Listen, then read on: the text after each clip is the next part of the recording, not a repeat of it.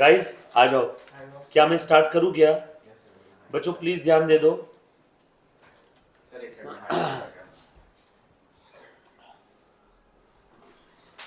Basics of accounts हम लोगों ने स्टार्ट किया था लास्ट लेक्चर में, और क्या क्या चीजें हमने देखी थी एक बार ध्यान देना बेटा। बहुत सिंपल है। मैंने आप लोगों को लास्ट लेक्चर में जर्नल एंट्रीज, मुन्ना ध्यान देना, रोहित को बोला बेटा जर्नल एंट्रीज, रोहित को आज दे, रोहित को बस, रोहित, और वो इस पे भी ग्रुप पे डाल दे।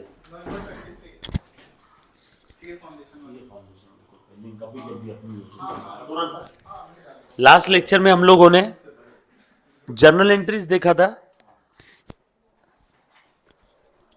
लेजर पोस्टिंग देखा था, बैलेंसिंग देखा था, और ट्रायल बैलेंस प्रिपेयर किया था। कुछ याद आ रहा है? एक बार ध्यान देना। आज हम लोग थोड़ा सा आगे बढ़ेंगे। पहले मैं एक बार कल का जो पढ़ाया था वो रिवाइज करवाता हूं, ठीक है? सब लोग प्लीज ध्यान दो, आगे करें सब लोग।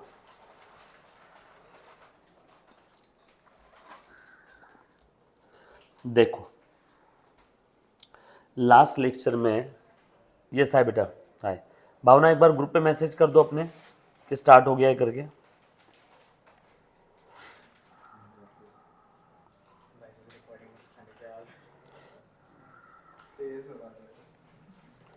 Done.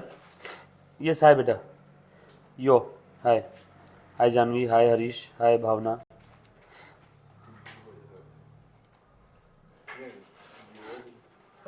Okay done.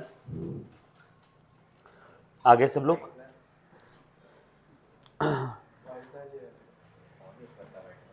All set. So last lecture में मैंने आप लोगों को बेटा journal entries, ledger posting, balancing, trial balance, यहां तक कुछ चीजें बताई थी। हम लोगों का बेसिक्स ऑफ अकाउंट चल रहा था। मुन्ना एक बार प्लीज ध्यान देना सब लोग, 1000% कॉन्सेंट्रेट करना। देखो जैसे आप सभी लोग जानते हो, ये क्या बेटा आप लोगों का बिजनेस, ये क्या है आप लोगों का बिजनेस। इस बिजनेस में क्या होते हैं? व्यवहार, फिनेंशियल ट्रांजैक्शन। यहीं से सारा किस्सा शुरू हुआ।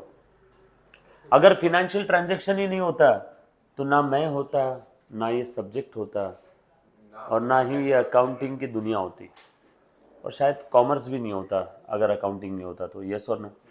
ये जो फिनेंशियल ट्रांजैक्शन है, ये जो व्यवहार है, इस व्यवहार का मतलब क्या है? मनी और मनीज वर्थ में ऑन ईदर साइड अगर कुछ एक्सचेंज हो रहा है, या तो पैसा है, पैसे की कीमत में कुछ आ रहा है, या तो पैसा है, पैसे की कीमत में कुछ जा रहा है, या तो इनफ्लो भी हो रहा है और आउटफ्लो भी हो रहा है। इन तीनों में से कोई एक कंडीशन भी फुलफिल होती है, 1 2 3, तो समझ जाना उस सिनारियो को प्यार से फिनेंशियल ट्रांजैक्शन बोलेंगे। और उस फिनेंशियल ट्रांजैक्शन को हमें क्या करना होता है? रिकॉर्ड करना है। कैसे रिकॉर्ड करना है?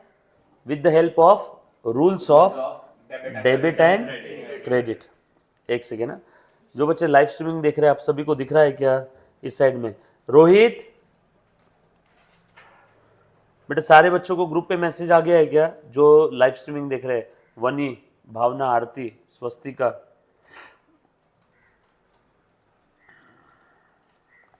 रोहित, बंग साहब आवाज देना एक बार। गाइज एक सेकेंड है।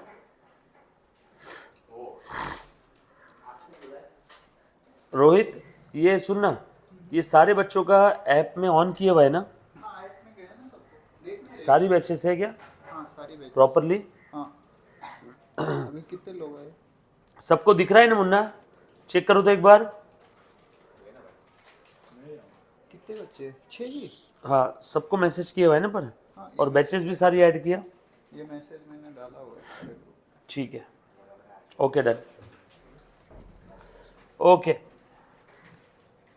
वो भी किसी को इन्फॉर्मेशन गई नहीं होगी पहले। ठीक है चलो, ओके डन। आ जाओ मुन्ना। सो प्लीज ध्यान देना सब लोग। देख तो बेटा, सो इस फिनेंशियल ट्रांजैक्शन को हमें क्या करना होता है गाइस? सब लोग प्लीज ध्यान देना, रिकॉर्ड करना है। कैसे रिकॉर्ड करना है? With the help of rules of debit and credit. Recording के बाद हम लोग क्या करते हैं? पोस्टिंग। सारे ट्रांजैक्शंस हमने जर्नल एंट्री बुक में रिकॉर्ड तो कर दिए। अब जर्नल एंट्री बुक तो एक प्रकार से आपके लिए वो लड़कियों का जो बैग होता है ना, जो दिखता छोटा सा है लेकिन उसमें सामान दुनिया भर के भरे रहते हैं, तो वैसे जर्नल एंट्री बुक में आपने सारे ट्रांजैक्शन तो लिख दिए। अब अगर आपको कोई इंफॉर्मेशन रिट्राइव करना है, कोई इंफॉर्मेशन निकालना है, तो कितना मुश्किल है सोचो। एक साल के सारे ट्रांजैक्शन जर्नल एंट्री बुक में लिख दिया, एक आपकी पूरी पोथी हो गई जर्नल एंट्री बुक, पूरी 1000 पेजेस की। अब बताओ, ये आया मेरे पास में, काले साहब आए, बोले कि सर मेरा हिसाब कर दो, कितना बचा है ये मुझे बता दो। तो मुझे इन सारे 500,000 पेजेस में ढूंढना पड़ेगा कौन कौन से पेजेस पे मेरा काले के साथ ट्रांजैक्शन हुआ है, बराबर है। और जर्नल एंट्रीज में सारे ट्रांजैक्शंस की मैं एंट्री ढूंढूंगा और ढूंढूंगा, काले को पैसे दिए, काले से लिए दिए, और फिर इस मामले में तो शाम हो जाएगी या शायद एक हफ्ता लग जाएगा हिसाब करते करते। तो जर्नल एंट्री बुक ये रिकॉर्डिंग के लिए बहुत अच्छी है, लेकिन इंफॉर्मेशन निकालने के लिए जर्नल एंट्री बुक ज़्यादा फायदेमंद साबित नहीं होती है। तो हम लोग क्या कर रहे हैं, रिकॉर्ड तो कर लेते हैं एंट्रीज में, उसके बाद हम लोग क्या करते हैं, रिस्पेक्टिव नेचर के ट्रांजैक्शन रिस्पेक्टिव अकाउंट में ट्रांसफर करते हैं। वन मोर टाइम बोलो बेटा, रिस्पेक्टिव नेचर के ट्रांजैक्शन रिस्पेक्टिव अकाउंट में ट्रांसफर करते हैं। जैसे कार के सारे ट्रांजैक्शन कार अकाउंट में ट्रांसफर कर दिया, कैश के ट्रांजैक्शन के कैश अकाउंट में, सेल के ट्रांजैक्शन सेल अकाउंट में, परचेस के ट्रांजैक्शन परचेस अकाउंट में, डिस्काउंट के ट्रांजैक्शन डिस्काउंट अकाउंट में। जर्नल एंट्री बुक में जितने भी अकाउंट बने होंगे वो सब हम लोग टी शेप फॉर्मेट में बना लेंगे सेपरेट बुक में। उस बुक का नाम क्या रहेगा, लेजर बुक। उस बुक का नाम क्या रहेगा, लेजर बुक। लेजर बुक में क्या होते हैं, अकाउंट। अकाउंट यानी summary of related information. Related means जिसका अकाउंट बना रहे उससे रिलेटेड इन अ टी शेप फॉर्मेट, है ना। तो जैसे मान लो आप बना रहे कैश अकाउंट, तो कैश अकाउंट से रिलेटेड सारी इंफॉर्मेशन इस कैश से रिलेटेड सारी इंफॉर्मेशन इस कैश अकाउंट में दिखेगी। कैश यहाँ पे डेबिट हुआ, कैश बढ़ा, क्रेडिट हुआ यानी कैश कम हुआ। सर ऐसा क्यों बोला आपने, डेबिट हुआ यानी बढ़ा? अरे बाबा कैश असेट है, असेट का डेबिट बैलेंस बढ़ता है तो डेबिट, इसीलिए मैंने कैश बढ़ा तो डेबिट, कम हुआ तो क्रेडिट। कैश बढ़ी, कैश कम, बढ़ा कितने से, 100 से, कम कितना हुआ, 80 से, बोलो बचा कितना। तो ये बैलेंस कौन सा है, डेबिट बैलेंस, क्योंकि डेबिट साइड की टोटल ज्यादा है, इसीलिए बैलेंस का नाम डेबिट बैलेंस। लिखते हैं क्रेडिट साइड में, लेकिन उसका नाम क्या रहेगा, डेबिट बैलेंस। जो साइड की टोटल ज्यादा है बैलेंस को वो साइड का नाम दे दो, बरोबर है। ये मैंने क्या किया, अभी अभी बैलेंस लिख करके उसको प्रोसेस को बोलते हैं बैलेंसिंग। ये बैलेंसिंग कर लिया ना, टोटल हो गया दोनों साइड में। बैलेंसिंग के बाद क्या है, trial balance. Trial balance is a statement which contains the list of all the debit and credit balances. जितने भी डेबिट बैलेंस आए, जितने भी क्रेडिट बैलेंस आए, ट्रायल बैलेंस में लिख दो। डेबिट बैलेंस डेबिट कॉलम में, क्रेडिट बैलेंस क्रेडिट कॉलम, और ये टोटल टैली हो जाएगा। लास्ट लेक्चर में हमने बनाया था क्या, कितना हुआ था हमारा, 133 सारे डेबिट बैलेंस और क्रेडिट बैलेंस मैंने लिख दिए थे। ध्यान देना बेटा, एक बार फिर से ध्यान देना, देखो तो, जैसे ध्यान दो, मान लो सबसे पहला काम क्या होता है बताओ तो, जर्नल एंट्री पास कर, बरोबर है। जैसे बिजनेस स्टार्ट किया, कैश लेके आया बिजनेस में, तो कैश अकाउंट डेबिट, ओनर लेके आया, सो टू कैपिटल अकाउंट, बिजनेस में कैश आ गई 10,000। अगला काम क्या होता है बताओ, पोस्टिंग करना। पोस्टिंग करो इस ट्रांजैक्शन का, कैश अलग और कैपिटल अलग। कैश अकाउंट बनाया और कैपिटल अकाउंट बनाया, कैश अकाउंट बनाया और कैपिटल अकाउंट बनाया। कैश के डेबिट में जाओ, लिखो 10,000, कैश के डेबिट में 10,000, और क्या लिखेंगे, टू कैपिटल अकाउंट, और कैपिटल के क्रेडिट में जाओ, बाय कैश, कितना अमाउंट, 10,000। पोस्टिंग हो गया क्या? पोस्टिंग के बाद अगला स्टेप क्या है, यही कर दो बैलेंसिंग। दूसरे साइड में फिर बाय बैलेंसिंग, बोलो कितना है बैलेंस इसका, इधर की टोटल आई 10,000, इधर की टोटल 0 है, जो बड़ी है वो दोनों साइड में लिखा। बोलो बैलेंस कितना आया, 10,000। इसका नाम क्या है, इसका नाम है डेबिट बैलेंस। इसका बैलेंस कितना आया? To balance carried down. इसका नाम क्या है? Credit balance. ये मैंने बैलेंसिंग कर दिया, बरोबर है। टोटल लिख दिया नीचे 10,000 10,000 10,000 10,000, ठीक है। पर जिसका ज्यादा रहेगा वो लिखना है। हाँ, जो टोटल ज़्यादा है वो दोनों साइड में लिख दिया। यस, हाय बेटा, हाय हाय, हेलो हेलो, प्लीज़ ध्यान देना सब लोग। बैलेंसिंग के बाद अगला काम क्या है ट्रेड बैलेंस। मुन्ना? क्या क्या हो गया? जर्नल एंट्री हो गई, पोस्टिंग हो गई, बैलेंसिंग हो गई। इसके बाद क्या है? Trade balance. Trial balance. Sorry, trial balance. Trial balance बना लो स्टेटमेंट। चलो दिखो तो, डेबिट बैलेंस लिख दिए सारे इस कॉलम में और क्रेडिट बैलेंस इस कॉलम में। बोलो डेबिट बैलेंस क्या है? कैश ना, कैश का डेबिट बैलेंस है 10,000 और कैपिटल का क्रेडिट बैलेंस। दो ही अकाउंट बने थे, कैश अकाउंट, और कैपिटल। कैपिटल, कैश अकाउंट और कैपिटल अकाउंट। यस और नो? कितनी आसान है लाइफ, देखो ना। कैश का डेबिट बैलेंस था तो डेबिट कॉलम में लिख दूं क्या? कैपिटल का क्रेडिट बैलेंस था तो क्रेडिट कॉलम में लिख दूं क्या?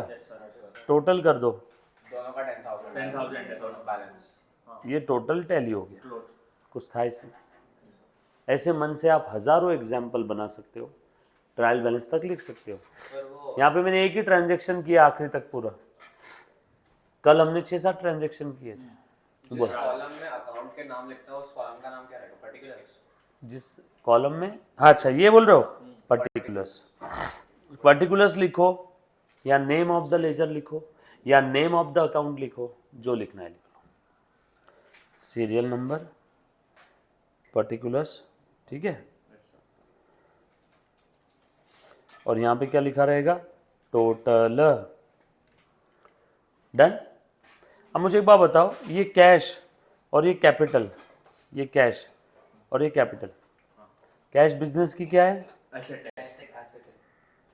और कैपिटल ये बिजनेस के लिए लायबिलिटी है। लाइबिलिटीज कितनी है बताओ? कैपिटल 10,000 और कैश कितनी है? 10,000। अरे ये तो टैली हो गया, ये तो आपकी बैलेंस शीट है सो लायबिलिटीज एंड एसेट्स को लिस्ट करना है। बस। जो भी डेबिट बैलेंस के उसमें आएगा वो एसेट में जाएगा और जो क्रेडिट बैलेंस का रहेगा सर बस यही दो बनते हैं क्या कि एसेट और ड्राइंग वैसा भी हो सकता है, बता दो, ध्यान देना। ये बैलेंस शीट को भूल जाओ। ट्रायल बैलेंस तक किसी बच्चे को कोई डाउट? पक्की बात। अभी जैसे लास्ट लेक्चर में भी हमने कहाँ तक बना लिया था? ट्रायल बैलेंस तक।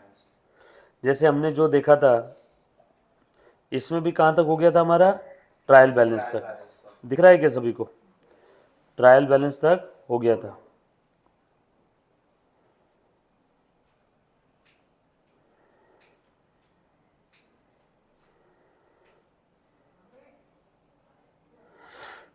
ठीक है।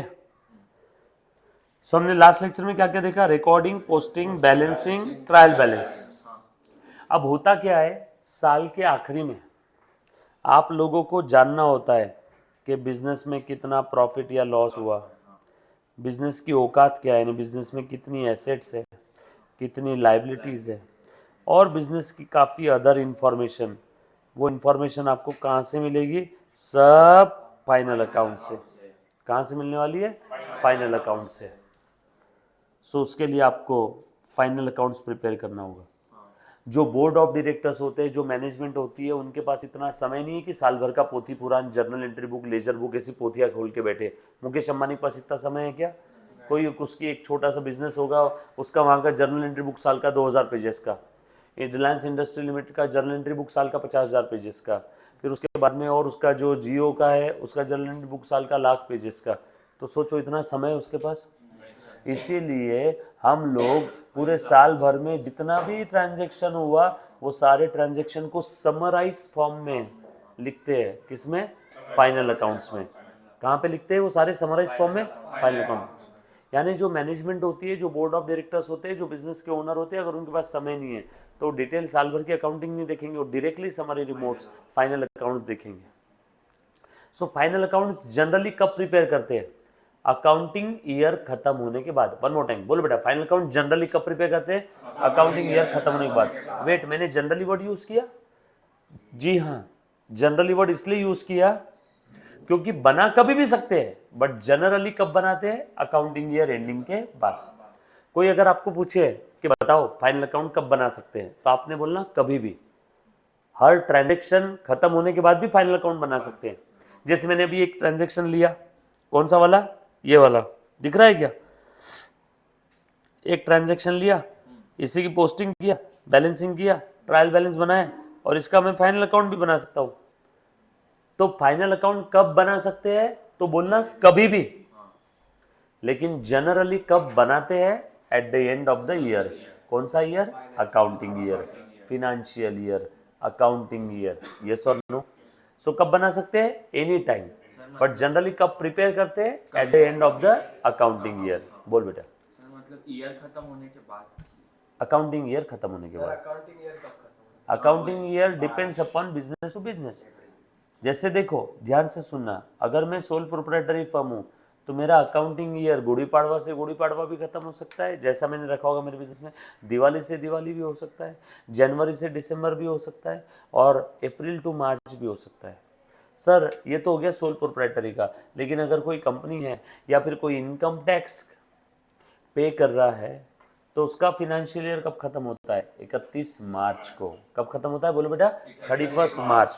अब तुम बताओ, अकाउंटिंग ईयर खत्म हो रहा है 31 मार्च को, मान लो 31 मार्च 2024, तो बताओ ये अकाउंटिंग ईयर स्टार्ट कब हुआ होगा? 1 अप्रैल 2022। हाँ, अकाउंटिंग ईयर 2 साल। सॉरी 23।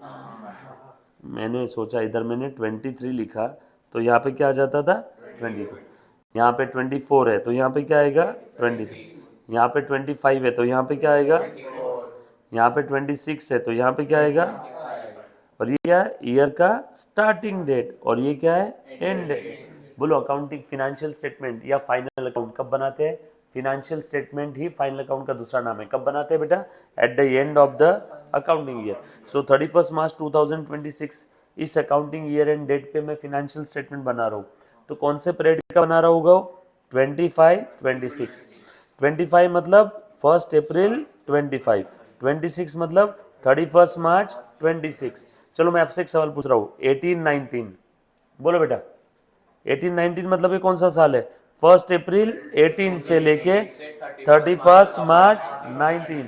चलो बोलो 20, 21 ये ईयर है। फर्स्ट अप्रैल 2020, 31 मार्च 2021। Very good. बोलो 22, 23 है फर्स्ट अप्रैल 2022 से लेके 31 मार्च 2023। यस और नो? सो जनरली अगर कोई कंपनी है या कोई इनकम टैक्स एक्ट के हिसाब से फिनेंशियल ईयर मेंटेन कर रहा है, तो उसका ईयर स्टार्टिंग डेट और एंडिंग डेट क्या रहेगा? April to March. Starting date 1 April, year ending date next year 31 March. ये बात समझ में आई? और अगर सोल प्रोप्राइटरी फर्म है तो कभी भी, गुड़ी पाड़वा से गुड़ी पाड़वा, दिवाली से दिवाली, जनवरी से दिसंबर। अमेरिका में जैन टू दिसंबर है, भारत में अप्रैल टू मार्च है। अमेरिका कैलेंडर ईयर फॉलो करता है अकाउंटिंग ईयर के लिए। इंडिया में कंपनी और इनकम टैक्स डिपार्टमेंट के हिसाब से कर रहे हो तो अप्रैल टू मार्च। इसलिए 31 मार्च को बैंकें बंद रहती है हर साल। 31 मार्च को बैंकें, साल का ईयर एंडिंग डेट, उनका फिनेंशियल ईयर एंड होता है ना। Accounting year, financial year, accounting year, financial year उनका एंड होता है 31 मार्च को। इसलिए 31 मार्च को जनरली बैंकें बंद रहती है। यस और नो? 31 मार्च को आप जाओगे तो बोल दोगे भैया हमारा ईयर एंड है, तो आज कोई ट्रांजैक्शन नहीं, आपको एंटरटेन नहीं करेंगे, बोलेंगे कल आओ 1 अप्रैल को, अगर वर्किंग डे होगा तो। फिर तो उनका फाइनेंशियल ईयर 30th को ही खत्म। नहीं, 31 मार्च को बैंक अंदर से वर्किंग चालू रहता है, बस उन्हें ट्रांजैक्शन एंटर नहीं करते, उनको बुक्स क्लोज करनी पड़ती है ना सारी, तो इसलिए 31 मार्च को वो अंदर ही रहते सारे स्टाफ लोग, अकाउंटेंट, कैशियर सब। बट वो जनरली उस दिन हाफ डे के ट्रांजैक्शन रखते हैं या नहीं रखते, depends upon the policy of the bank. बोल बेटा। 31 मार्च ही क्यों? क्या बोले बेटा? 31 मार्च ही। भाई इसलिए तो मैंने पहले ही बता दिया, गुड़ी पाड़वा से गुड़ी पाड़वा भी चलता है। सोल प्रोप्राइटर हो, हमें वैसे भी सोल प्रोप्राइटर की अकाउंटिंग करना है, तो आप 30 गुड़ी पाड़वा से गुड़ी पाड़वा रखो, मत रखो 31 मार्च, चलेगा, आपकी मर्जी। आपको 15 जुलाई से 15 जुलाई रखना है, 15 जुलाई से। आपका बर्थ डेट क्या है? 30 अप्रैल। हाँ, तो 30 अप्रैल से 30 अप्रैल रख लो। इस साल का 30 अप्रैल, यहाँ पे ये 30 अप्रैल 2025, बोलो कहाँ पे खत्म होगा फिर नेक्स्ट ईयर में? ये 30 अप्रैल शुरू हुआ, 29 अप्रैल 2026, ये रख ले, कोई दिक्कत नहीं है, बरोबर है? क्लियर? चलो आगे, पक्की बात? आ जाओ, अब अच्छे से ध्यान से देखना सब लोग। सो ट्रायल बैलेंस के बाद हम लोग क्या प्रिपेयर करेंगे बच्चों? Final account. सो अभी आपका ये हो गया, ये हो गया, ये हो गया, ये हो गया। अब हम लोग क्या प्रिपेयर करेंगे? Final account. अब फाइनल अकाउंट में 3 कंपोनेंट होते हैं। पहला ट्रेडिंग अकाउंट, दूसरा प्रॉफिट एंड लॉस अकाउंट, और तीसरा बैलेंस शीट। फिर से एक बार बताता हूँ, मुन्ना प्लीज ध्यान दे दो। मैं अगर बात करता हूँ फाइनल अकाउंट की, फाइनल अकाउंट साल के आखिरी में आप आ गए ना। फाइनल अकाउंट में कौन सी 3 बातें बेटा पढ़ना ही जो हमें? एक है ट्रेडिंग अकाउंट, ट्रेडिंग अकाउंट क्या होता है, क्यों बनाते हैं, सब बताता हूँ। दूसरा प्रॉफिट एंड लॉस अकाउंट, और तीसरा एक स्टेटमेंट है जिसका नाम है बैलेंस शीट।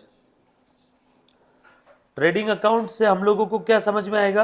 अंदाज प्रॉफिट, यानी बिजनेस में ग्रॉस अंदाज, यानी ग्रॉस प्रॉफिट या ग्रॉस लॉस कितना हुआ, बता दो क्या मतलब है उसका। पीएनएल अकाउंट से समझ में आएगा नेट प्रॉफिट या नेट लॉस कितना हुआ, और बैलेंस शीट से समझ में आएगा बिजनेस की औकात यानी position of the business. Position of the business का मतलब होता है बिजनेस में कितनी लायबिलिटीज है और कितना एसेट्स है। सो कितनी चीजें बनाओगे आप? Trading, profit and loss account और बैलेंस शीट। ये दोनों अकाउंट है, but balance sheet is a statement, ये पोजिशनल स्टेटमेंट है। Balance sheet is a statement. अच्छा, फाइनल अकाउंट कब बनाते हैं बताओ? ट्रायल बैलेंस के बाद। फाइनल अकाउंट कब बनाते हैं? ट्रायल बैलेंस के बाद। मैं एक बार फिर से बता रहा हूँ, जो बच्चा ये फर्स्ट टाइम देख रहा है, ये बर्ड आई व्यू बता रहा हूँ, ये सारी चीजें हम लोगों को पूरी डिटेल में पढ़नी है, यस और नो? चलो देखो तो, एक सिंपल सा एग्जांपल ले रहा हूँ ना, ध्यान देना। ये एक प्रोडक्ट है, ये प्रोडक्ट मैंने बाय किया ना, सब लोग ध्यान दो। ये प्रोडक्ट मैंने बाय किया 100 रुपये में। कितने में बाय किया बेटा मैंने? 100 में परचेस किया, बरोबर है? देखो जरा एक बार, मैंने इस प्रोडक्ट को कितने में परचेस किया?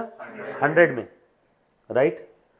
और मैंने बाद में सेल कर दिया, आपको समझाने के लिए 180 में, बरोबर है? कितने में परचेस किया था? 100 में। कितने में सेल किया? 180 में। बोलो फायदा कितना हुआ? बच्चे सोच रहे हो वाह सर कितना प्रॉफिट कमा रहे, 100 के ऊपर 80 का प्रॉफिट कमा लिया। ये क्या आया? Balancing figure, gross profit.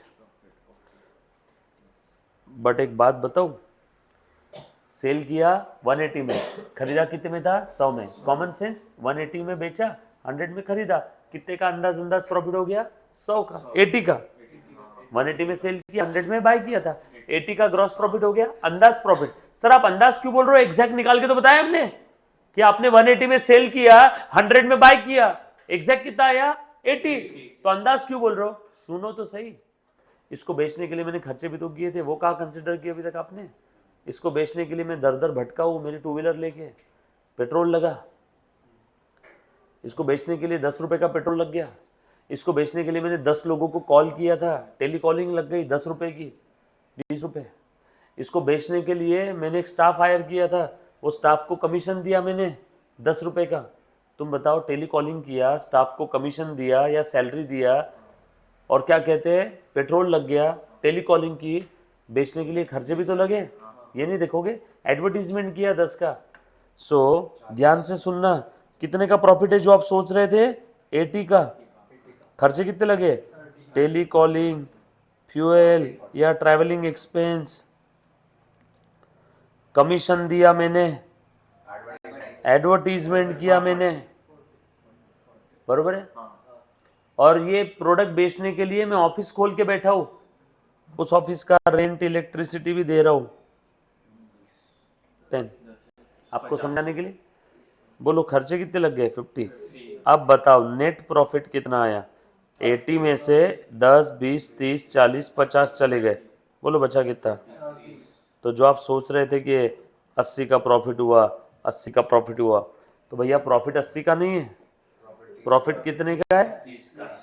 Profit 30 का है। तो ये है नेट प्रॉफिट, ये है अंदाज प्रॉफिट। अंदाज प्रॉफिट 180 में सेल किया, 100 में खरीदा था, 100 की जो चीज मैंने खरीदा वो 180 में सेल कर दिया। बोलो देखने वाला क्या सोचेगा? वाह यार बहुत ही कमा लिया सर ने, तो 80 का प्रॉफिट हो गया। बट उससे क्या मालूम कि बिजनेस में छोटे मोटे ऑपरेटिंग इनडायरेक्ट बहुत सारे खर्चे होते हैं, ऑपरेटिंग या इनडायरेक्ट एक्सपेंस, ये किसी को नहीं दिखते। हर कोई ये सोचता है मॉल के अंदर में चीज़ें महंगी मिलती, मॉल में पानी की बोतल 50 रुपए की मिलती, बाहर तो 20 की मिलती, मॉल वाले 30 एक्स्ट्रा ले रहे। वो मॉल वाले 30 क्यों ले रहे मालूम है क्या? इलेक्ट्रिसिटी, अंदर लिफ्ट, क्लीनिंग, टॉयलेट बाथरूम कितने क्लीन रहते हैं, टॉयलेट के अंदर में वो फव्वारा, वो क्या कहते हैं, तो सेंट वेंट की खुशबू आती रहती है, जगह जगह वो अच्छे अच्छे कपड़े पहन करके लोग साफ सफाई करते रहते हैं। ये मेंटेन करना करोड़ों का खर्चा है। तो वो सब खर्चा कहाँ से निकालेंगे? वो मॉल के अंदर के आइटम बेच के तो निकालेंगे। इसीलिए मॉल में चीज़ें महंगी रहती है, क्योंकि मॉल में बाकी ये इनडायरेक्ट, ये ऑपरेट करना है मॉल को, तो ऑपरेटिंग एक्सपेंसेस बहुत सारे मॉल के। आप जाते हो तो आपका वो बैग चेक होता है मॉल में, भले ही आप 10 रुपये की कोई चीज़ खरीदने जाओ, बट फिर भी आपका बैग तो चेक करना ही है। तो सोचो 10 रुपये के लिए आपका बैग चेक कर रहा है, वहाँ पे गार्ड खड़ा है, मशीन ला के लगाई है, मशीन में टों टों बज रहा है, हर चीज का पैसा लग रहा है। वो एलिवेटर लगे ऑटोमेटिक, बस आप खड़े हो जाओ सीढ़ियों पे ऊपर लेके जाता है आपको। चीज कितने की खरीदने जा रहे हैं आप? 10 की, और उसकी सर्विसेज कितनी यूज कर रहे हैं। मॉल में तो सुसु पॉटी करने भी चले जाते हैं लोग आसपास में, करके मॉल के आसपास से सुसु आ रही है। मैं जब स्टूडेंट था, नया नया पुणे आया था, तो पुणे सेंट्रल मॉल था, जब वो आर सेंट्रो जो हो गया ना गरवारे ब्रिज के पास, उसका नाम पहले पुणे सेंट्रल था। वो भी 1-1.5 साल पहले, साल भर पहले आर सेंट्रो हुआ है, पहले उसका नाम पुणे सेंट्रल था। तो हम लोग वहाँ चले जाते थे, दोस्त लोग, चले यार वॉशरूम आ रहा है, शांति में बैठना है आराम से, है ना। तो अंदर वॉशरूम में चले गए, मस्त यूज करें उनका टॉयलेट, खरीदा क्या? कुछ नहीं। तो हम जैसे भी कुछ लुक्खे लोग रहते हैं जो मॉल की सर्विसेज यूज करते हैं, बट मॉल वाले को तो हर चीज का पैसा देना है, तो पैसा रिकवर कहाँ से करेगा? उसी एक पानी की बोतल से, फॉर एग्जाम्पल आपको समझाने के लिए। तो इसलिए वो 20 की बोतल जो बाहर 20 में मिलती है, अंदर कितनी मिलती? 50 की। कुछ बात समझ में? तो देखने वाले को क्या लगता है कि बोतल खरीदा होगा मॉल वाले ने 5 की, बेच रहा है 50 में, कितना कमा लिए? 45। बट वो 45 अंदाज प्रॉफिट है।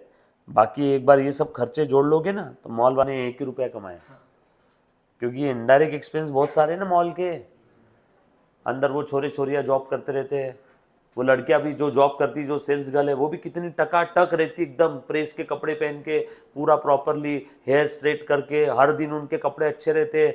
मतलब आप देखो कितना मेंटेन करना पड़ता है उनको। हाँ, नहीं तो आप एफसी रोड पे रोड साइड जाके किसी से सामान खरीदो, उनके कपड़े देख लो, और मॉल में कोई सेल्स गर्ल्स या सेल्स बॉय के कपड़े देखो, और वो सेल्स बॉय को इंग्लिश भी आती है, तो उनको सैलरी भी अच्छी रहती होगी। कुछ बात समझ में आ रही क्या? ये इतने सारे ऑपरेटिंग एक्सपेंसेस मॉल वाले कहाँ से रिकवर करेंगे मुन्ना? ये आपके प्रोडक्ट से। तो इसीलिए जो डायरेक्ट खर्चा है माल से रिलेटेड, माल खरीदा 100 का, बेचा 180 में, डायरेक्ट खर्चा, डायरेक्ट इनकम। और बाकी ये कौन से खर्चे हैं? इनडायरेक्ट एक्सपेंसेस, ऑपरेटिंग एक्सपेंसेस, जो डायरेक्टली गुड्स के लिए इनकम नहीं हुआ है। जो खर्चा गुड्स खरीदने से लेके, गुड्स माल आइटम जिस चीज में धंधा कर रहे हैं, माल खरीदने से लेके बिजनेस में लेकर आने तक के जो भी खर्चे हैं, वो सारे खर्चे आप लोग यहाँ पे लिख दोगे। वो सारे खर्चे आप कहाँ लिखोगे बेटा? यहां पे लिख दोगे। बेटा प्लीज ध्यान देना। जी हाँ बेटा, यस, ये देखो मैंने यहाँ पे लिख दिए सारे खर्चे। ये कौन सा अकाउंट है? Trading account. ये कौन सा अकाउंट है? Profit and loss account. ये कौन सा अकाउंट है? Trading account, P&L account. और यहाँ पे मैं क्या बनाऊंगा? Balance sheet. बैलेंस शीट में लेफ्ट साइड लाइबिलिटी साइड, और राइट साइड में क्या लिख दूंगा? सारी एसेट्स। यहाँ पे सारी लाइबिलिटीज। सो अब आपका बोलना है सर ट्रेडिंग अकाउंट में कौन से आइटम आते हैं डेबिट साइड में, पीएनएल में डेबिट और क्रेडिट में कौन से आइटम आते हैं बताता हूं, ध्यान देना। जैसे ट्रेडिंग अकाउंट के अंदर में माल खरीदने से लेके तो बिजनेस में लेकर आने तक के सारे खर्चे, वन मोर टाइम, माल खरीदने से लेके तो बिजनेस में लेकर आने तक के सारे खर्चे, वन मोर टाइम, माल खरीदने से लेके तो बिजनेस में लेकर आने तक के सारे खर्चे जो उस माल के लिए इनकर किए वो सब ट्रेडिंग के डेबिट में आ जाएंगे। यानी ट्रेडिंग के डेबिट में कौन से खर्चे आएंगे, direct expenses related to goods. जब डायरेक्ट एक्सपेंस ट्रेडिंग के डेबिट में है तो क्रेडिट में क्या आएगा, direct income, direct income related to goods. और बचे कुछ सारे खर्चे आंख बंद करके पीएनएल में डाल देना, और बची कुछ सारी इनकम, यानी यहाँ पे कौन से खर्चे आएंगे, इनडायरेक्ट एक्सपेंस और ऑपरेटिंग एक्सपेंस, और यहाँ पे क्या आएगा, इनडायरेक्ट इनकम। बरोबर है जी हाँ बेटा, यस बिल्कुल आप बन जाओगे, मेरे ऊपर वाले से दुआ है बेटा, ये सुन आ जाओ, ये सारे रोशनी। अभी ध्यान देना अच्छे से, ये सिंपल सा एक फंडा ध्यान रखना। सर डायरेक्ट एक्सपेंस के और भी एग्जांपल दो ना। अभी तो मैंने बताया माल खरीदने से लेके बिजनेस में लेकर आने तक का सारा खर्चा कहाँ पे आएगा, ट्रेडिंग के डेबिट में। चल सबसे पहले मैंने माल खरीदा, जैसे मैं ट्रेडिंग अकाउंट का फॉर्मेट लिख के बता रहा हूँ, फिर P&L का लिख दूंगा। और बैलेंस शीट का फॉर्मेट बहुत ईजी है, बैलेंस शीट में तो क्या है, लेफ्ट साइड में लाइबिलिटी और राइट साइड में एसेट। ये P&L अकाउंट और ये आपकी ट्रेडिंग अकाउंट। चल ट्रेडिंग अकाउंट में कौन से खर्चे आते हैं बताओ, माल खरीदने से लेके बिजनेस में लाने तक। बरोबर, ध्यान से सुनना, कौन कौन से ऐसे खर्चे। सबसे पहले मैंने माल खरीद लिया, परचेस, फिर एक्सपेंस उसको लाने का, बरोबर है। अब माल को पैर तो है नहीं जो अपने आप ऐसा बिजनेस में आ जाएगा, माल को ट्रक में लोड किया, माल अपने आप लोड होता है या लोड करवाना पड़ता है, लोड करवाने के लिए क्या दिया होगा, लेबर चार्जेस या वेजेस की सैलरी देते लोड करने के लिए। जो स्किल्ड वर्कर होते हैं उनको मिलती है सैलरी, और जो अनस्किल्ड और सेमी स्किल्ड होते हैं उनको क्या मिलते हैं, वेजेस और लेबर चार्जेस, वेजेस और लेबर चार्जेस। उसके बाद ट्रक अगर भाड़े का होगा तो क्या दिया होगा, ट्रांसपोर्ट चार्जेस। ट्रक अगर खुद का होगा तो क्या दिया होगा, फ्यूएल। इलेक्ट्रिक ट्रक होगा तो क्या लगा होगा, पावर। यस और नो। अब वो जो माल आप लेके आ रहे हो, अगर वो माल के ऊपर रॉयल्टी देनी पड़ती होगी तो, जैसे मान लो तो रॉयल्टी भी देना पड़ेगा ना। मेरा कंस्ट्रक्शन का काम है तो नदी किनारे से मैं मिट्टी लेके आ रहा हूँ तो सरकार को मुझे क्या देनी पड़ती है, रॉयल्टी। उसके बगैर लाने देंगे क्या वो, बरोबर है। हाँ बेटा, यस बिल्कुल आपको मिल जाएगा, ठीक है ना। आप कहीं पे भी हरीश मथारिया सर्च कर लेना, या आप इस नंबर पे व्हाट्सएप कर देना 8888735735। अभी ध्यान दो अच्छे से बस। सो ये क्या है बेटा, आपकी रॉयल्टी, ये भी माल को लाने का खर्चा है। अब वो ट्रक, माल से भरा हुआ ट्रक, वो सिटी लिमिट के बाहर आ गया तो वहां पे क्या देना है, लोकल टैक्सेस, टोल, ऑक्ट्राई कहते हैं ना उसको, ऑक्ट्राई और लोकल टैक्सेस। यस और नो।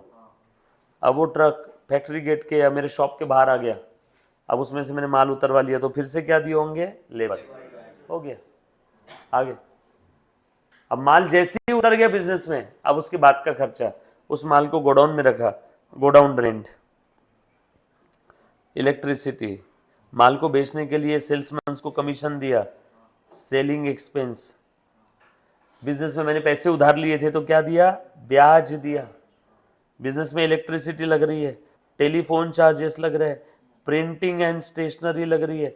अभी पीएनएल के आइटम की लिस्ट तो इनफाइनाइट है, अनगिनत आइटम है। हम लोगों को पीएनएल की लिस्ट याद नहीं रखना है, हमको बस क्या ध्यान में रखना है, माल खरीदने से लेके बिजनेस में लेकर आने तक के सारे खर्चे कहाँ पे आएंगे, ट्रेडिंग के डेबिट में। बचे कुछ सारे खर्चे पीएनएल के डेबिट में। अब कोई भी मुझे आप पूछो आइटम, मैं आपको बताता हूँ ट्रेडिंग में आएगा पीएनएल में। बोल बेटा। यानी कैपिटल एक्सपेंडिचर जो भी रहेंगे वो इसमें नहीं, कैपिटल एक्सपेंडिचर असेट से रिलेटेड होते हैं, जो आपकी कैपिटल असेट है, बरोबर है। मशीनरी खरीदा, मशीनरी खरीदने से रेडी फॉर यूज करने तक का सारा खर्चा कैपिटल एक्सपेंडिचर। ये कैपिटल एक्सपेंडिचर नहीं है बेटा, ये तो गुड्स है। गुड्स हम लोग परचेस कर रहे हैं और गुड्स नियर फ्यूचर में बेच देंगे। ये है मेरी कैपिटल असेट, इसको मैं लंबे समय तक यूज कर रहा हूँ। कैमरा है capital asset, electricity fitting, TV capital asset है, बिल्डिंग कैपिटल असेट है, यस और नो। तो उस कैपिटल असेट पे जो कैपिटल एक्सपेंडिचर, उसको प्यार से कैपेक्स कहते हैं, है ना। रियल लाइफ में आप आगे जाके बड़े हो जाओगे तब आप क्या बोलोगे उसको, capex, cap x, capital expenditure. जैसे फॉरेक्स है, फॉरेन एक्सचेंज, फॉरेक्स, वैसे कैपेक्स, कैपिटल एक्सपेंडिचर। ये माल में कैपिटल एक्सपेंडिचर नहीं होता है, राइट। हम लोग क्या बोलेंगे, माल खरीदने से लाने तक का सारा खर्चा ट्रेडिंग के डेबिट में है। क्यों? क्योंकि वो खर्चा डायरेक्टली रिलेटेड टू गुड्स है, इसलिए तो मैंने ऊपर लिखा direct expense related to goods, directly related to goods है। बट जो मैं सेल्समैन को सैलरी दे रहा हूँ, ट्रैवलिंग एक्सपेंस दे रहा हूँ, एडवर्टीजमेंट, ये डायरेक्टली गुड्स से रिलेटेड नहीं है। माल को लाने का खर्चा नहीं है, वो माल को बेचने का खर्चा है। माल को लाने का सारा खर्चा ट्रेडिंग के डेबिट में, उसके बाद का सारा खर्चा पीएनएल के डेबिट में, रेवेन्यू एक्सपेंडिचर। वैसे ये भी रेवेन्यू एक्सपेंस ही है, ये भी रेवेन्यू एक्सपेंस है, ये भी रेवेन्यू एक्सपेंस है। ये revenue expense directly related to goods है और ये इनडायरेक्टली रिलेटेड टू गुड्स है। जैसे ध्यान से सुनना, मैंने माल खरीदा 100 रुपए का, 100 रुपए दे दिए, माल आ गया, माल को लाने का खर्चा है 10 रुपए, तो 100 रुपया और 10 रुपए direct expense, directly related to goods. लेकिन मेरे ऑफिस शॉप के बाहर सिक्योरिटी गार्ड खड़ा है, वो गार्ड को जो मैं सैलरी दे रहा हूँ वो इनडायरेक्ट एक्सपेंस है। क्यों? वो गार्ड क्यों खड़ा है? वो गार्ड क्यों खड़ा है? क्योंकि शॉप है। शॉप क्यों है? क्योंकि माल है। सो इनडायरेक्टली वो माल के लिए खड़ा है, यस और नो। सो वो बच्चे कुछ सारे खर्चे मैं उसको क्या बोलूंगा, ऑपरेटिंग और इनडायरेक्ट एक्सपेंस। जैसे ध्यान से सुनना, इनडायरेक्ट एक्सपेंस का एग्जांपल, मैं एम्प्लॉय को सैलरी दे रहा हूँ, इनडायरेक्ट एक्सपेंस। मैं गोडाउन रेंट दे रहा हूँ, ऑफिस रेंट दे रहा हूँ, शॉप रेंट दे रहा हूँ, इलेक्ट्रिसिटी दे रहा हूँ, सेलिंग एक्सपेंस, इंटरेस्ट दे रहा हूँ, टेलीफोन चार्जेस, प्रिंटिंग स्टेशनरी दे रहा हूँ, डिस्काउंट दे रहा हूँ, कमीशन दे रहा हूँ। ये सारे माल को लेकर आने के बाद का खर्चा है। माल खरीदने से लाने तक का सारा खर्चा ट्रेडिंग में, उसके बाद का खर्चा पी&एल में। याद रहेगा आप सभी को? चलो वन बाय वन, एनीबॉडी, किसी बच्चे को कोई डाउट है तो सबसे पहले पूछो, बरोबर है? तन्मय, ध्यान में आया बेटा? ये समझ में आया? पक्का? किसी को भी मन में और कोई भी खर्चा आप बोलो ना, एनी एक्सपेंस बोलो मुझे, मैं आपको मैं क्लासीफाई करके बताता हूँ। हाँ बोलो। ये इलेक्ट्रिसिटी इसमें आ गया, देखिए ये इलेक्ट्रिसिटी पीएनएल के डेबिट में, टेलीफोन बिल भी इसमें, टेलीफोन बिल भी इसमें, देखिए लिखा टेलीफोन। हाँ और बोलो, और बोलो, एनीबॉडी, कोई भी खर्चे बोलो आप, जो आपके दिल में आता है। कमीशन, कमीशन ये दिया, ये लिखा है यहाँ पे कमीशन, यस सर। माल को लाने तक का सारा खर्चा ट्रेडिंग के डेबिट में, क्योंकि वो डायरेक्ट एक्सपेंस है रिलेटेड टू गुड्स, तो उससे मुझे अंदाज प्रॉफिट समझ में आएगा। लेकिन जो बहुत सारे इनडायरेक्ट ऑपरेटिंग एक्सपेंस होते हैं, जिनको एक ही नहीं आगे जाके आप लोग फ्यूचर में बोलने वाले हो ओवरहेड्स, तो मॉल के ओवरहेड्स बहुत सारे होते हैं जो दिखते नहीं है, छोटे मोटे खर्चे बहुत सारे होते हैं, बरोबर है क्या? वो सब कहाँ पे आएंगे? पीएनएल में, बरोबर। ये लिस्ट लर्न नहीं करना कभी भी, बस एक चीज ध्यान रखना, माल लाने तक का सारा खर्चा ट्रेडिंग के डेबिट में, बचे हुए पीएनएल में। बोल बेटा। जो एसेट के लिए टैक्सेस लगते हैं वो ट्रेडिंग में जाएंगे या पीएनसी? अब रुक जाओ, मुझे एक बात बताओ, एसेट के लिए जो टैक्सेस लग रहे हैं वो टैक्सेस एसेट की वैल्यू में ऐड होते हैं।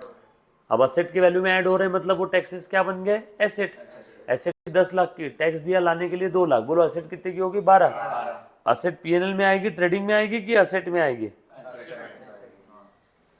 सिंपल, टैक्स फिर एसेट की वैल्यू में ऐड, बस ऐड हो गया। देख ना, 12 लाख में 2 लाख टैक्स। और कोई?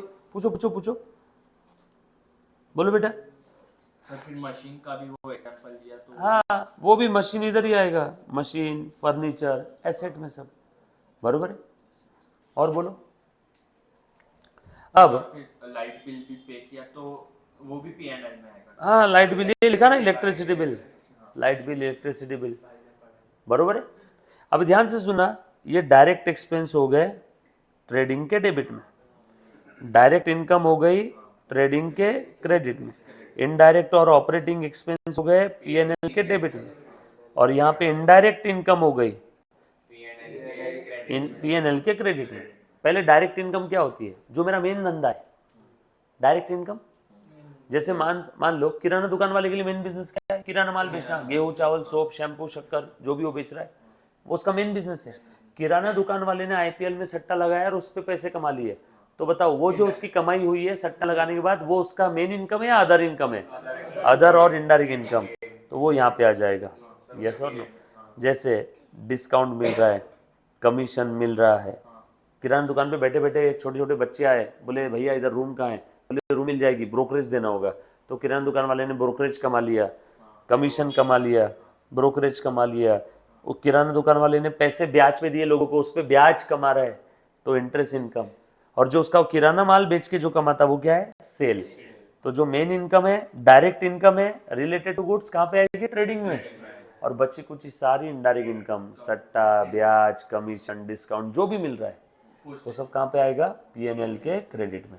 डायरेक्ट इनकम ट्रेडिंग के क्रेडिट में, इनडायरेक्ट और अदर इनकम पीएनएल के क्रेडिट में। यस और नो।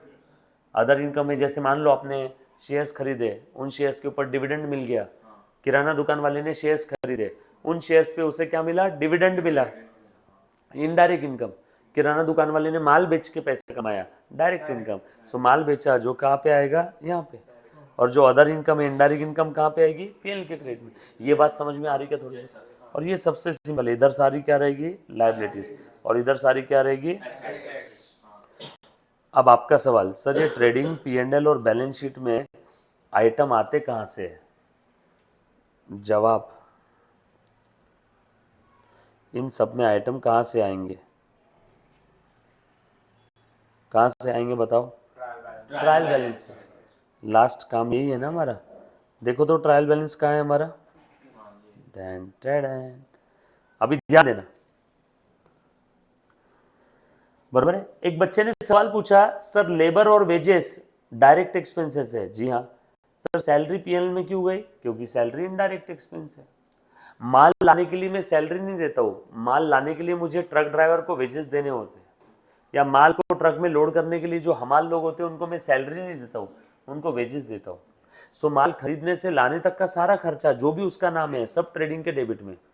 और उसके बाद के जो खर्चे हैं, माल को बेचने के लिए मैंने मस्त मस्त एकदम अच्छे सेल्स बॉय सेल्स गर्ल रखे, उनको मैं सैलरी दे रहा हूँ। माल बेचने का खर्चा है वो सब क्या है, इनडायरेक्ट। और ऑपरेटिंग एक्सपेंस वो सब कहाँ जाएगा, पीएनएल। एक सेंटेंस में फाइनल अकाउंट खत्म किया। माल खरीदने से लाने तक का सारा खर्चा ट्रेडिंग के डेबिट में, उसके बाद का सारा खर्चा पीएनएल के डेबिट में। माल से रिलेटेड डायरेक्ट इनकम ट्रेडिंग के क्रेडिट में, और इनडायरेक्ट इनकम पीएनएल के क्रेडिट में। और बैलेंस शीट में लायबिलिटी और असेट वो तो नाम ही लिखा हुआ है। यस और नो, बरोबर है, डन। सर मशीन की रिपेयर कहाँ आएगा? तन्मय तुम ही बता दो। मशीन का रिपेयर मेंटेनेंस, क्या ये माल लाने का खर्चा है क्या तन्मय? रिपेयर मेंटेनेंस एक्सपेंस ये माल लाने का खर्चा है क्या? नो, मतलब ये पीएनएल में जाएगा। यस और नो? और पूछो एनीबॉडी। आरती कश्यप बोल रही सर ड्राइंग बता दीजिए। ड्राइंग मतलब विड्रॉल। ओनर ने पर्सनल पर्पस के लिए कुछ बिजनेस से विड्रॉ किया तो वो कहाँ पे आएगा, ड्राइंग में, बराबर है। ओनर जब भी बिजनेस में कुछ लाता है तो कैपिटल बढ़ेगा। ओनर पर्सनल पर्पस के लिए बिजनेस से कुछ विड्रॉ कर रहा है तो कैपिटल कम होगा। अब तू ही बता आरती, कैपिटल कहाँ जाएगा? लायबिलिटी साइड में जो कैपिटल लिखा है उसे ड्राइंग कहाँ जाएगा? ड्राइंग कैपिटल को क्या कर देता है, कम, बराबर है। और कोई? Machine repair, very good, PNL में। अभी ध्यान से सुनना है, फाइनल अकाउंट बनाते कहां से है, ट्रेडिंग से, अब ट्रायल बैलेंस से, बराबर है ना। लास्ट काम 4 तक हो गया था ना, 5 फाइनल अकाउंट। देखो ट्रेडिंग, पीएनएल और बैलेंस शीट। ध्यान से सुनना बेटा। एक बच्चे ने सवाल पूछा, सर गुडविल कहाँ जाएगा? गुडविल ये क्या है तुम्हें बताओ, एसेट। तो कहाँ जाएगा, एसेट में।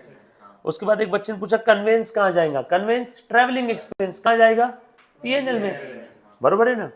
माल लाने तक का सारा खर्चा ट्रेडिंग के डेबिट में। उसके बाद माल बेचने के लिए कन्वेंस, मैं मेरे सेल्समैन को कन्वेंस दे रहा हूँ, कन्वेंस अलाउंस दे रहा हूँ, ट्रैवलिंग एक्सपेंस दे रहा हूँ, सब कहाँ जाएगा, पीएनएल में।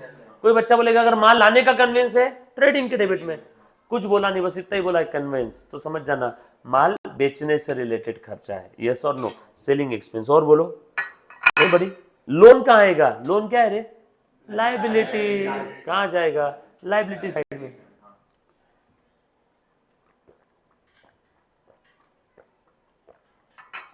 हाँ, उसके बाद ध्यान देना सब लोग, प्लीज ध्यान देना बेटा। चलो बताओ तो, कैश क्या है? कैश वेरी गुड, लिख दूं क्या फिर? कैश कितनी थी? 115, राइट? सब लोग साथ में? लैपटॉप क्या है? लैपटॉप वेरी गुड, लैपटॉप भी लिख दिया मैंने एसेट में। कितनी आसान है लाइफ, देखना, बरोबर। उसके बाद बिल्डिंग, वेरी गुड, कितना था? 1 लाख। कैपिटल लाइबिलिटी है। Capital liability towards home? Capital ये बिजनेस के लिए लाइबिलिटी है। पूछो क्यों? अरे बाबा ये बिजनेस है, ये ओनर है, ओनर ने धंधे में पैसा लगाया, तो जिस दिन धंधा बंद होगा उस दिन ये पैसा वापस करना पड़ेगा। हर वो चीज जो फ्यूचर में वापस करनी है वो सब मेरे लिए क्या है? लाइबिलिटी। अब ओनर ने धंधे में पैसा लगाया तो बिजनेस तो बोलेगा ना, hey owner thank you so much, आपने मेरे अंदर पैसे लगाए, मैं आपको वापस करूंगा। तो capital is the liability from the point of view of business, and liability towards whom? Liability towards owner. वापस करना पड़ेगा ना सर। किस दिन वापस करना पड़ेगा? जिस दिन धंधा बंद होगा, या जिस दिन ओनर बोल देगा मेरा कैपिटल वापस करो, उस दिन वापस करना होगा सर। लेकिन ओनर और बिजनेस तो एक ही है। देखने के नजरिए से, आपका देखने का नजरिया इसलिए आपको एक लग रहा है, बाकी अकाउंटिंग के पॉइंट ऑफ व्यू से ओनर अलग, बिजनेस अलग। जैसे कि नहीं, मेरी मान लो कोई कॉफी शॉप है, मेरा एक बहुत अच्छा जिगरी दोस्त आया कॉफी शॉप पे, बोले हरिया कॉफी पिलाने यार। बोला हाँ बबी, वो बच्चे को बोला कॉफी पिलाओ सर को। कॉफी पी गया और निकल रहा था, बोला ए हेलो कॉफी के पैसे 100 रुपए। बोले यार तू तो मेरा दोस्त है, उसके काय के पैसे?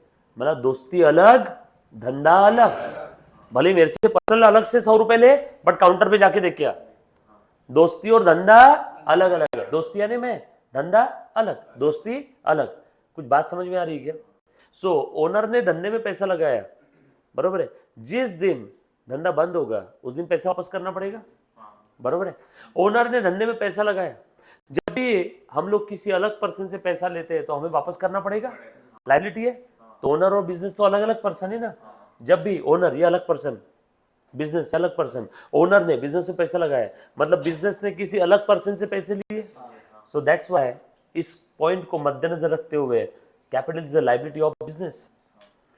और एक कॉन्सेप्ट भी है जो आगे हम लोग पढ़ेंगे, वापस आएगा है, जिसका नाम है सेपरेट एंटिटी कॉन्सेप्ट, और इसी का एक और नाम है बिजनेस एंटिटी कॉन्सेप्ट। ये कॉन्सेप्ट कहता है हे अकाउंटेंट सुन, जब भी तू अकाउंटिंग करेगा तब तूने तेरे बैक ऑफ द माइंड में ये सोचना है कि ओनर और बिजनेस दोनों अलग अलग पर्सन।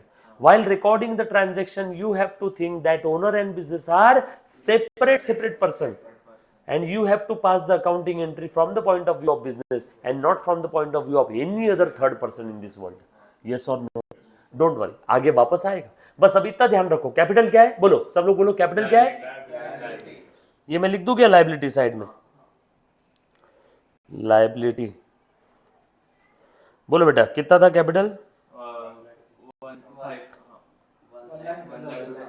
बरोबर है।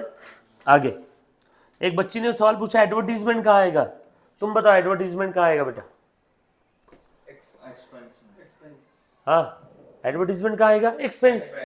कहाँ पे? पीएनएल में। माल लाने का खर्चा ट्रेडिंग का डेबिट, उसके बाद के सारे खर्चे पीएनएल के डेबिट। परचेस, माल लाने का खर्चा है क्या? कहाँ लिखो? ट्रेडिंग के डेबिट में। अरे अभी तो बोला था, देखो थोड़ी देर पहले, देखो देखो देखो देख मुन्ना, माल लाने का खर्चा दिख रहा है क्या? दिख रहा है परचेस। माल खरीदने से लेके बिजनेस में, देखो मैं तब से एक ही सेंटेंस बार बार रिपीट कर रहा हूं। आपने अगर किसी ने ध्यान दिया होगा ना, किसी ने अगर इस पॉइंट को पकड़ लिया होगा, होशियार बच्चे ने, तो उसको समझ में आ गया बॉस इसमें कोई रॉकेट साइंस नहीं है। माल खरीदने से लाने तक का सारा खर्चा ट्रेडिंग के डेबिट में, उसके बाद का सारा खर्चा पीएनएल के डेबिट में, माल से रिलेटेड डायरेक्ट इनकम ट्रेडिंग के क्रेडिट में, बची कुछ ही सारी इनकम पीएनएल के क्रेडिट में, और बैलेंस शीट के लायबिलिटी में लायबिलिटी और असेट में एसेट्स। आ जाओ, उसके बाद कौन सा आइटम है बताओ? परचेस लिख दूं क्या? 1800। Then discount. अब डिस्काउंट ही है, कौन सा बैलेंस है? डेबिट बैलेंस है। डिस्काउंट का डेबिट बैलेंस है, मतलब डिस्काउंट ये इनकम है एक्सपेंस है? डिस्काउंट डेबिट बैलेंस है। डिस्काउंट डेबिट बैलेंस मतलब मैंने डिस्काउंट दिया है। Asset drawing debtors expense, expense का कौन सा बैलेंस है? डेबिट। ये डिस्काउंट दिया वाला है या मिले वाला है? दिया हुआ है। आई मीन टू से डिस्काउंट अलाउड और रिसीव्ड। तो ये अलाउड है सर, आपको क्या समझा है अलाउड है? क्योंकि ये डेबिट कॉलम वाले बैलेंस में लिखा हुआ है, डेबिट बैलेंस में है ना। सो अगर ये क्रेडिट बैलेंस होता तो ये क्या होता? इनकम। इनकम का क्रेडिट बैलेंस होता है ना, ये डेबिट बैलेंस वाला डिस्काउंट है, मतलब क्या है? खर्चा। ऐसे ड्रॉइंग, डेटर्स, एक्सपेंस। एक्सपेंस का कौन सा बैलेंस है? Debit balance. तो ये डिस्काउंट डेबिट बैलेंस है, मतलब ये डिस्काउंट डेफिनेटली दया पता लगा ये अलाउ किया है। और डिस्काउंट अगर मिला रहता तो इसका क्या होता? क्रेडिट बैलेंस होता। तो ये अलाउड है। नेट डिस्काउंट का खर्चा कितना है? 585। कहां लिखो? Very good. हाँ, उसके बाद सेल, इनकम, डायरेक्ट इनकम, माल से रिलेटेड है ना। माल बेचा, माल लाया, ट्रेडिंग के डेबिट में। माल बेचा, ट्रेडिंग के क्रेडिट में। माल लाया, ट्रेडिंग के डेबिट में। माल बेचा, ट्रेडिंग के क्रेडिट में। उसके बाद सैलरी, PNL वेजेस, ट्रेडिंग के डेबिट में। माल लाने से रिलेटेड खर्चा है लेबर, लेबर दिया ना मैंने। ये भी हो गया, ये भी हो गया, ये भी हो गया। वेजेस पेएबल, पेएबल मींस देना बाकी है, बरोबर है। आरती कश्यप बोल रही सर सब्सक्रिप्शन किधर जाएगा?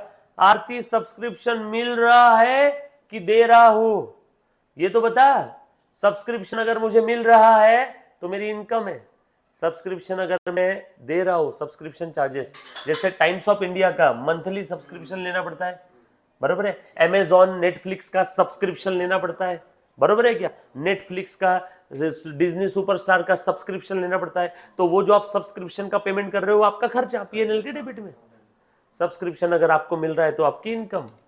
अगर आपकी मेन इनकम है, नेटफ्लिक्स वाले के लिए सब्सक्रिप्शन मेन इनकम है, तो वो कहां लिखेगा? ट्रेडिंग के क्रेडिट में। यस और नो? और जनरली जो सर्विस प्रोवाइडर्स होते हैं ना, इसका एक सवाल है, जनरली आपके काम का नहीं है। सर्विस प्रोवाइडर ट्रेडिंग अकाउंट नहीं बनाते, क्योंकि वो माल थोड़ी खरीदते बेचते, वो डायरेक्ट बनाते हैं इनकम एक्सपेंस। तो उनके लिए सब्सक्रिप्शन मिल रही है तो इनकम, अगर आप सब्सक्रिप्शन दे रहे हो तो खर्चा, अगर आपको सब्सक्रिप्शन मिल रही है तो income. Aarti, are you getting my point? चलो आगे बढ़ते, बरोबर है। एक बच्चे ने बोला sir capital and current account balance के नीचे ही लिखते हैं ना। हाँ बेटा, पार्टनरशिप अकाउंट जब आएगा तब मैं आपको कैपिटल अकाउंट और करंट अकाउंट 12th स्टैंडर्ड में आएगा, पार्टनरशिप अकाउंट, तब बताऊंगा। उसके बाद sir then why is closing stock credited to trading? हाँ जानवी, आपको इसके पहले के लेक्चर देखने होंगे, बरोबर है। और जो बच्चे अभी आप लोग देख रहे हो, आपका अभी तक वो होना बाकी है। जानवी, आपको एक वर्ड में जवाब देता हूं, रेवेन्यू मैचिंग कॉन्सेप्ट।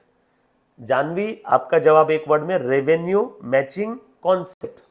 आ जाओ। उसके बाद वेजेस पेएबल, लायबिलिटी है क्या? देना बाकी है। देना बाकी है मतलब मेरी जिम्मेदारी है, लायबिलिटी है, लिख दिया क्या? और उसके बाद क्या है? इंटरेस्ट। इंटरेस्ट मिल रहा, इंटरेस्ट खर्चा है कि मिल रहा है? क्रेडिट बैलेंस है, मतलब इनकम है। खेल खत्म हो गया, हो गया। बस आइटम जगह पे रख दिए, ट्रायल बैलेंस से उठा के करो तो बेटा बैलेंसिंग फिगर निकालो। अब इससे क्या समझेगा? अंदाज प्रॉफिट 1800, 500, 2300, और ये कितना इधर में बेटा? 13500। 13500 में से ये 2300 चले गए, बोलो बचा कितना? 13500 से पहले 2000 चले गए, बचे कितने? 11500। 11500 में से और 300 चले गए, इसकी टोटल 2300 थी ना। हाँ, तो और 300 ले, बोलो बचा कितना? 11200। ये है अंदाज प्रॉफिट। बैलेंसिंग फिगर आई है, टोटल कर दो 13500, 13500। और ये अंदाज प्रॉफिट कहाँ ट्रांसफर होता है मालूम है? ये ट्रांसफर होगा पीएनएल के क्रेडिट में। सर क्यों? अब इसमें से बाकी इनडायरेक्ट खर्चे माइनस करेंगे ना हम लोग, बाकी इनडायरेक्ट खर्चे माइनस कर रहा हूँ, ध्यान देना। हाँ बेटा, अंदाज प्रॉफिट कितना? 11000 नहीं ना रे, ये 11200। इसका जो बैलेंसिंग फिगर है वो कहाँ ट्रांसफर करेंगे? पीएनएल में। ये अकाउंट तो क्लोज हो गया। चलो बोलो बेटा, अब 11200 आया और ये 4000, कितना है? 15200, बरोबर है। जो साइड की टोटल ज्यादा है वो दोनों साइड में लिख दो। बताओ बैलेंसिंग फिगर इधर कितना आ रहा है, उसको बोलेंगे नेट प्रॉफिट। निकालो फटाफट से। 11000, 15200 में से ये 1000 चले गए, 15200 में से 1000 चले गए, बोलो बचा कितना? 14200। 14,200 में से और 585 चले गए। हाँ, पहले एक काम करो, ओरली वैसे करना है, कैलसी 11 12 वालों को नहीं है। पहले 500 माइनस कर दो, 14,200 में से 200 चले गए, बचे 14,000, और 300 माइनस कर दो, बचे कितने बेटा? 13,700, और कितने माइनस करना है? 85, तो 13,615, 13,615 का क्या आया? Net profit. और ये नेट प्रॉफिट जो धंधे में हुआ, इसका असली हकदार कौन है? उस धंधे का एम्प्लॉय या मालिक? मालिक। मतलब ये नेट प्रॉफिट जो है ये किससे देंगे? ओनर। अरे क्रेडिट साइड की टोटल ज्यादा है ना, इनकम साइड की टोटल ज्यादा है, इसीलिए ये क्या आया? प्रॉफिट। क्रेडिट साइड की टोटल ज्यादा है, इनकम साइड की टोटल ज्यादा है, तो क्या आया? Net profit. इधर में भी क्रेडिट साइड की टोटल ज्यादा थी, इसलिए इधर बैलेंस आया, क्या आया? Gross profit. ये क्या आया? Net profit. और ये नेट प्रॉफिट किसका है? मालिक का है ना, तो मालिक को दे दो, कैपिटल में ऐड कर दो, मालिक तुम्हारा नेट प्रॉफिट आया। और ये टोटल टैली हो जानी चाहिए बैलेंस शीट की। मैं असेट की कर रहा हूँ, आप लाइबिलिटी की करो। 1,05,000, 1,29,115, चेक करो, 1,29,115 हो रही क्या टैली? अगर ये टैली हो रही है मतलब आपका सम सही है। यहाँ पे बैलेंसिंग फिगर नहीं आना चाहिए, बैलेंस शीट अपने आप टैली हो जाएगी, ऑटोमेटिक। कितना आसान था। ट्रायल बैलेंस के अंदर में जो भी एक्सपेंस, इनकम, असेट और लाइबिलिटी थे, हमने जगह पे लिख दिए। ध्यान देना, वापस एक बार सुनना। जैसे ने ट्रायल बैलेंस का जो बैलेंसिंग फिगर आया, कहाँ मरा जाके? पीएनएल के क्रेडिट में। पीएनएल का जो बैलेंसिंग फिगर आया, प्रॉफिट आया तो कैपिटल में ऐड। तुम बताओ, लॉस आता था तो कैपिटल कम हो जाता था। लॉस आया, ओनर का नुकसान, कैपिटल कम। प्रॉफिट आया, कैपिटल में बढ़ा दो। लॉस आया, कैपिटल से कम कर दो। इसीलिए जैसे जैसे धंधे में प्रॉफिट होते रहता है, वैसे वैसे बिजनेस में ओनर का कैपिटल बढ़ते जाता है। जैसे जैसे लॉस होगा, ओनर ने जो धंधे में जमा पूंजी जो भी उसकी लगाई होगी वो कम कम होते जाती है। लॉस की वजह से उसकी इन्वेस्टमेंट कम होती है बिजनेस में, और प्रॉफिट होते रहा तो ओनर की इन्वेस्टमेंट बढ़ती जाती है।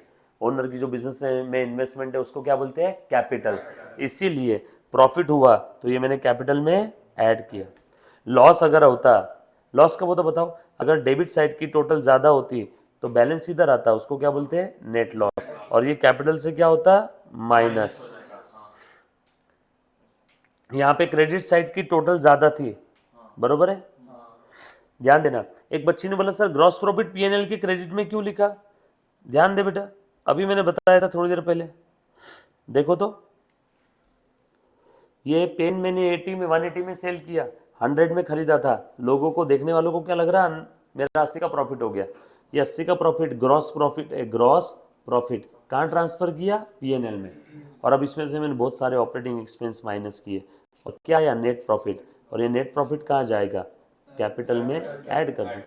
बेटा अगर ग्रॉस प्रॉफिट टू पीएनएल में लिखेगी नहीं तो इनडायरेक्ट एक्सपेंस कहाँ से माइनस करेगी? तुम्हें नेट प्रॉफिट निकालने के लिए अंदाज प्रॉफिट से इनडायरेक्ट एक्सपेंस माइनस करने पड़ेंगे ना। अरे बाबा आरती, मैंने एक पेन 100 रुपए का खरीदा, 500 में बेचा, बोल अंदाज प्रॉफिट कितना आया? 400। और पेन को बेचने के लिए 100 रुपए का खर्चा हुआ था, बोल नेट प्रॉफिट कितना आया आरती? कैसे निकाला आपने? आपने इसको, पेन को बेचने के लिए जो ऑपरेटिंग एक्सपेंस किए उसको माइनस किया ना। कहां से माइनस किया? इस ग्रॉस प्रॉफिट से। वन मोर टाइम, कहां से माइनस किया? इस ग्रॉस प्रॉफिट से। ये ऑपरेटिंग एक्सपेंस कहां से माइनस किया? One more time, operating expense कहां से माइनस किया? लास्ट टाइम ऑपरेटिंग और इनडायरेक्ट एक्सपेंस कहां से माइनस किया? ग्रॉस। तो ग्रॉस प्रॉफिट से माइनस होने के लिए पहले उसको लेके तो आओ। ग्रॉस प्रॉफिट से ये सब ऑपरेटिंग एक्सपेंस माइनस करने हैं, तो ऑपरेटिंग एक्सपेंस कहां पे? डेबिट में। ग्रॉस प्रॉफिट कहां लिखेंगे? क्रेडिट में। अब ये क्रेडिट में लिखा मैंने, इसमें से खर्चे माइनस करेंगे। ये ग्रॉस प्रॉफिट और इनडायरेक्ट इनकम मिला के टोटल इतनी इनकम है। इतनी इनकम में से 15,200 में से ये माइनस कर दिया तो बचा कितना? Net profit. यस और नो? बरोबर है, बिल्कुल सही लिखा बेटा। सारे खर्चे माइनस करने हैं। बस हमने क्या किया? खर्चों को बाइफरकेट कर दिया। जो डायरेक्ट खर्चे है वो ऊपर लिखे, जो इनडायरेक्ट खर्चे है वो पीएनएल में लिखे।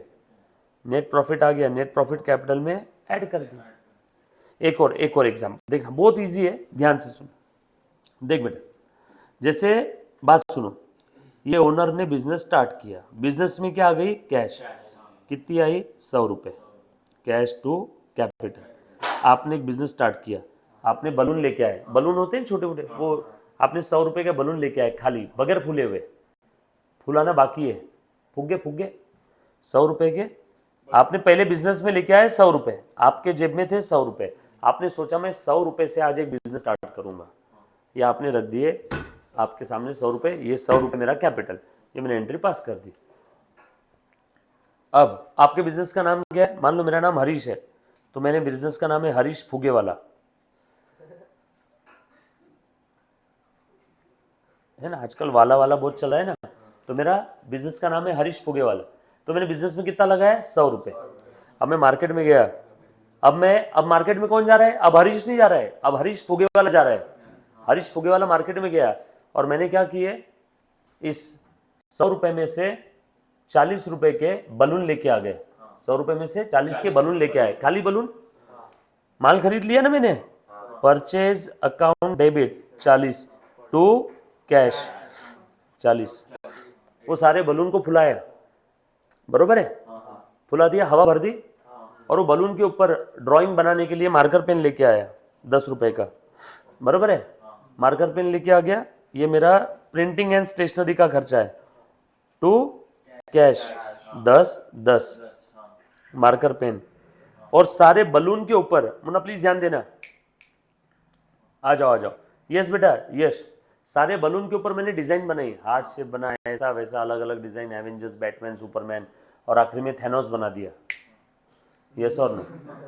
तो ये सब बना लिया मैंने मार्कर पेन से, और अब वो बलून मैंने बेच दिए, वो बलून मैंने बेच दिए 1000 रुपये में। बड़े बड़े अमीरों के बच्चे आते रहते ना, ऐसे मर्सिडीज बेंज GLC वगैरह से बच्चे निकलते हैं मॉल के बाहर, वहाँ पे जाओ, वो बच्चे अपने मम्मी पापा को जिद करती है, वो चाहिए तो चाहिए, तो वहाँ पे जाके खड़े हो गया बलून लेकर के, और वो बलून कितने में बेचे अपन ने, 1000 रुपये में, है ना, सारे बलून बेच दिए, तो कैश आ गई, cash account debit to sale, कितने में बेचा, 1000 रुपये में, बरोबर है कि नहीं।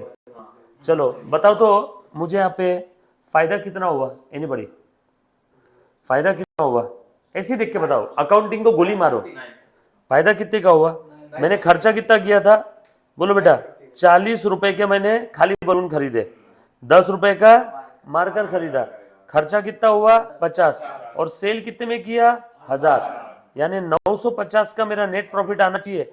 तो मेरी अकाउंटिंग जो मैं कर रहा हूँ बिल्कुल सही है। चलो आज अकाउंटिंग की परीक्षा लेते, सही है क्या, ग्रॉस प्रॉफिट क्या निकलेगा फिर? किसका बेटा, ग्रॉस प्रॉफिट ये इतना आ जाएगा, इसका ये बलून लाने का खर्चा था 40, ग्रॉस प्रॉफिट आया 960, ये ग्रॉस प्रॉफिट, इसमें से प्रिंटिंग स्टेशनरी 10 माइनस हो गया, तो नेट प्रॉफिट कितना आएगा 950। मैं यहाँ पे लिख के रखता हूँ बस, ग्रॉस प्रॉफिट 960 और नेट प्रॉफिट 950। चेक करते हैं हमारा अकाउंटिंग सही जा रहा है क्या, यस और नो। आ जाओ, ये हो गई जर्नल एंट्री। पोस्टिंग कर लूँ क्या, पोस्टिंग करो तो कौन कौन सा अकाउंट बना, कैश, और कौन सा बना, कैपिटल, और कौन सा अकाउंट बना, परचेज, और कौन सा अकाउंट बना, प्रिंटिंग एंड स्टेशनरी, और कौन सा बना, सेल्स अकाउंट। बोलो बेटा, कैश के डेबिट में 2 कैपिटल, कैश के डेबिट में 2 कैपिटल 100, और कैपिटल के क्रेडिट में बाय कैश 100, ये हो गया। परचेस के डेबिट में 40, बोलो क्या लिखना है, 2 कैश, और कैश के क्रेडिट में बाय परचेस कितना 40। प्रिंटिंग स्टेशनरी के डेबिट में, प्रिंटिंग स्टेशनरी के डेबिट में 2 कैश 10, और कैश के क्रेडिट में बाय प्रिंटिंग एंड स्टेशनरी 10, हो गया नहीं भी। कैश के डेबिट में 2 सेल 1000 रुपए, और सेल के क्रेडिट में बाय कैश, बरोबर है 1000 रुपए। ये सब जगह डेबिट में क्रेडिट हो गया। अब पोस्टिंग के बाद क्या करते हैं, अगली स्टेप बैलेंसिंग, बैलेंसिंग करो। चलो बताओ बेटा, बैलेंसिंग, कैश का बैलेंस, कैश आई कितनी 1100, गई कितनी 50, बोलो बची कितनी 1050, ये क्या है, बैलेंस कैरिड डाउन, बरोबर है ना, डेबिट बैलेंस आए, क्योंकि डेबिट साइड की टोटल ज्यादा थी, इसका बैलेंस कितना आया, इसका बैलेंस कितना आया, इसका बैलेंस कितना आया, इसका, बरोबर है। ये सबका मैंने बैलेंस लिख दिया। ये सब बैलेंसेस का नाम बता दो। इसका नाम क्या है, डेबिट बैलेंस। इसका नाम क्या है, क्रेडिट बैलेंस ना, डेबिट बैलेंस। इसका नाम क्या है, इसका नाम क्या है, इसका नाम, बरोबर है क्या। बैलेंसिंग भी हो गई। बैलेंसिंग के बाद अगला काम क्या रहता है, ट्रेड बैलेंस, 2 हो गया, 3 हो गया। अब trial balance. Trial balance is the list सारे लेजर्स की। ये क्या है, लिस्ट है। बोलो कौन से लेजर है, कैश, कैपिटल, हाँ, परचेज, प्रिंटिंग स्टेशनरी और sale. Cash, capital, purchase, printing and stationery और सेल। कैश का कौन सा बैलेंस है, डेबिट। कैपिटल का कौन सा बैलेंस है, क्रेडिट। परचेज का कौन सा बैलेंस है, डेबिट। 40, प्रिंटिंग स्टेशनरी का कौन सा बैलेंस है, और सेल्स का कौन सा बैलेंस है। 1000, चेक करो टैली हो रहा है क्या। और ऐसा ट्रायल बैलेंस के बाद क्या बनाते हैं, final final account. Final account में क्या क्या बनाऊं, trading, profit loss, trading account, balance sheet, बरोबर है, P&L अकाउंट और बैलेंस शीट, बरोबर है क्या। बोलो कैश एसेट, कैश कहाँ जाएगा,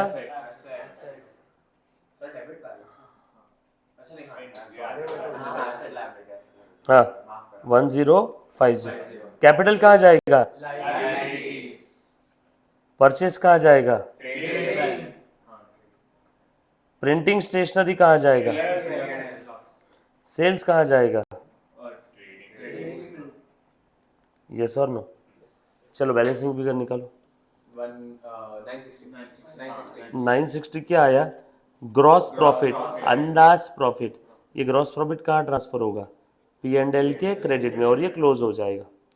ये ग्रॉस प्रॉफिट ट्रांसफर कर दिया मैंने। कितना आया था, 960। बोलो नेट प्रॉफिट कितना आया, 950 आया क्या। और ये नेट प्रॉफिट कहाँ मरेगा, कैपिटल को बढ़ा देगा क्या, 950। करो टोटल, 1050,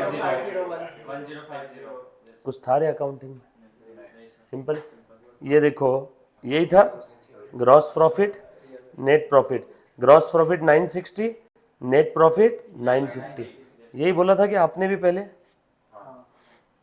सिंपल है। कुछ है क्या इसमें, ये आपके पूरे सब्जेक्ट का बर्ड आई व्यू है। यही आने वाले समय तक, पूरे 1 साल तक हम लोगों को पढ़ना है। सर पर बस वो लेजर का आलस, मतलब वो बनाने में, हाँ मैकेनिकल वर्क है, उसको बनाते समय इरिटेशन हो जाती है, बट क्या करें, नंबर मिलेंगे नहीं ना एग्जाम में। Done, thank you so much guys, love you all, take care, bye. दो नहीं होगा, एक सब्जेक्ट होगा अभी। Thank you so much guys, love you all, take care, bye. Please फटाफट से सारी चीज रिवाइज करना। और हाँ सुनो एक सेकेंड, एक और चीज। अच्छा, मैं आप सभी से गुजारिश करूंगा, सारे बच्चे यहाँ पे जो बैठे अभी, प्लीज ध्यान देना। ये देखो, ये